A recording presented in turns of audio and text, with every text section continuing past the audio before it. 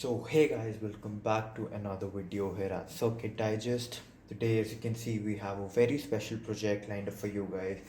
On the left, as you can see, we have our Iron Man mask with LEDs into it.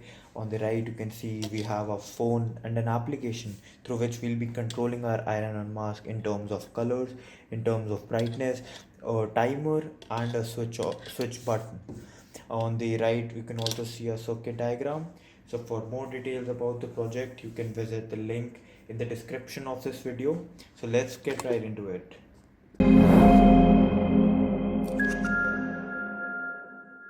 So let's begin by looking at the circuit diagram. As you can see, we have used very minimal components to make this really cool iron mask, of which one is a 7.4 volts battery, to which two voltage regulators are combined and multiple supply rails are taken out. One is of 5 volts and the other one is of 3.3 volts.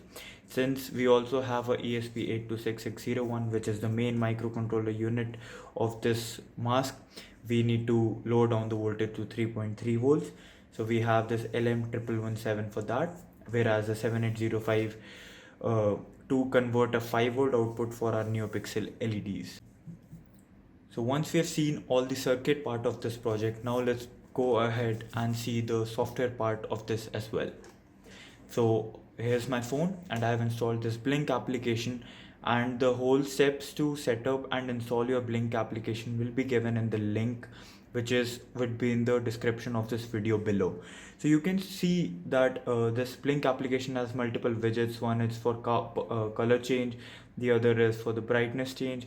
There is another timer in which you can set the time on like whenever you want this mask to glow. Then there is a button for switching on and off the NeoPixel's LED placed inside this. So I hope you guys have enjoyed this project as much as I enjoyed making it. So if you guys have any questions regarding this project, you can put it in the comment section below and we'll get back to you as soon as possible. Thank you and see you next time.